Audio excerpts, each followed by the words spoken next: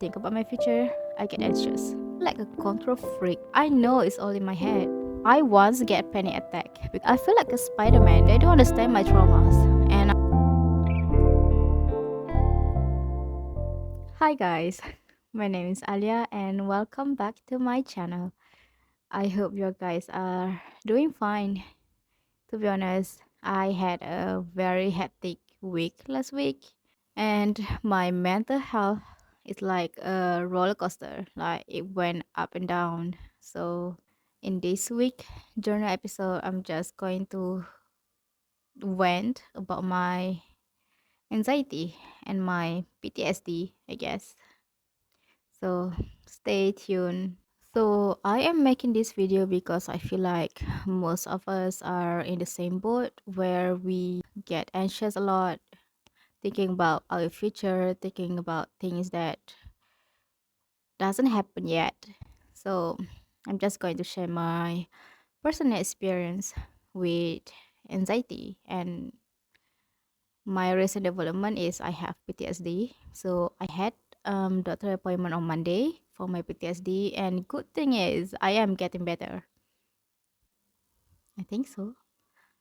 But yeah, I feel like I am getting better because I can face my fear and anything. But first of all, I just want to talk about anxiety. Having anxiety sucks. I feel like a control freak most of the time because, well, let's be honest, I overthink a lot, I overanalyze it a lot. I always prepare a backup plan for the already backup plan just in case something bad will happen. I am in this fight of flight situations, and to be honest, it's not like I don't want to stop it. Like, I want it to stop more than anyone because I am the one who's like experiencing things. I really hate it when people like, hey, stop overthinking things, it's just in your head. Like, I know it's all in my head. That's why I'm so stressed out. It's all in my head. But for you, it seems like I just overthink a lot. But for me, it feels like a reality. Okay, for me, the worst case scenario that I imagine feel like a reality. Like I can already feel it's happening. Like I was there. Okay, and now that I have PTSD, the anxiety just get worse.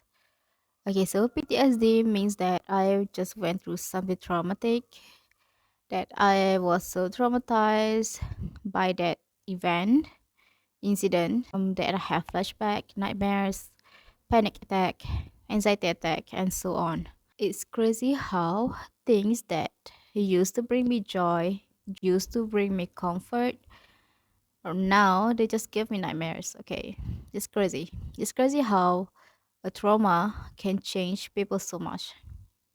I am in a survival mood. Okay, I just went through something traumatic that left me with constant hypervigilance. I feel like a Spider-Man. Like I understand that I am no longer in that like situations, traumatic situations, but my mind they need time to learn that. But I am getting better though.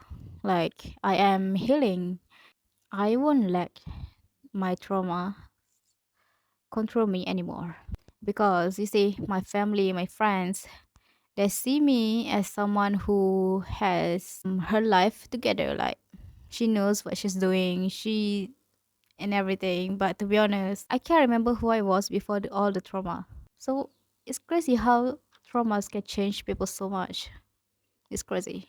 Actually, my psychologist, she said something that just left me thinking. She said that, why do you have to suffer twice? Like why do you put yourself in situation that you will suffer twice? Like obviously you have suffered so much in the past and now you are in the current time, and yet you choose to suffer by overthinking, overanalyzing a lot about your future, things that doesn't happen yet. You are suffering now because of that. Why do you have to do that? When are you going to enjoy life then? Like you already suffered so much in the past. Every time I think about my past, I get depressed.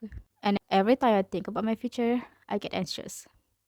But what about the current me? What about the current time that I am living, the present time? So because of that, I choose to move on. I choose to let things go. I I believe that everything will be okay. Okay.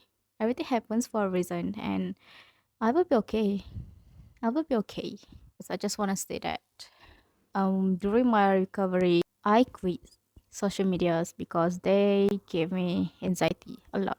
Especially now in Malaysia, like we used to have news on TikTok or Instagram or whatever about earthquakes, about the weather, and I once get panic attack because of that in a mall. Not only panic attack, I also have anxiety attack due to the content that I watch on social media. So it's not good for my mental health. So I just quit it. And now I am like facing my fears. I started to download back all the social media apps. Like I'm still have this tiny little bit fear of going through the social media, but I just limit my screen time. So I get to enjoy social media and every time I just saw content that will give me anxiety, I just choose to stop scrolling. If you keep putting yourself in situation where your mental health will be at a bad place, you can always choose to extract yourself from that situations. One more thing, I used to get upset when people just doesn't understand what I am going through. Like they don't understand my traumas, and I was upset because of that. But I recently saw a post where it said they are not living in your trauma. You are living in your trauma. It just hit me then. Of course, they will not understand because they are not living in my trauma. They did not go through my trauma. I am the one who went through my trauma. I am the one who is living with the memory of my trauma. It's my point of view and their point of view are different. Okay, so of course they won't understand it. Even if they do understand it, they just understand like the tip of the iceberg, not the whole thing underneath it. So it just comfort me a little because it's not like they are not trying to understand. It's just that they can't understand because they are not going through what I am going through right now. And I no longer feel alone because of that. Okay, I'm no longer feel like I am alone in this healing journey. It is assured enough that to know that I have their support. But for people who technically doesn't support me or respect or understand that I am going through something, I choose to like stay away from them because I have no energy left to deal with them. Okay, my energy already spent on this survival mode, this constant hypervigilance. I am ending this journal episode with I just want to say that I am letting things go right now. I choose to have a peaceful life. I choose to heal. Like I want to enjoy my life now.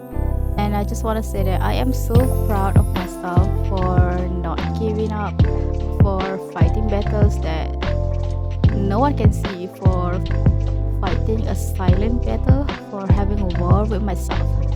You should be proud of yourself because you did not give up. You should be proud of yourself for keep marching forward.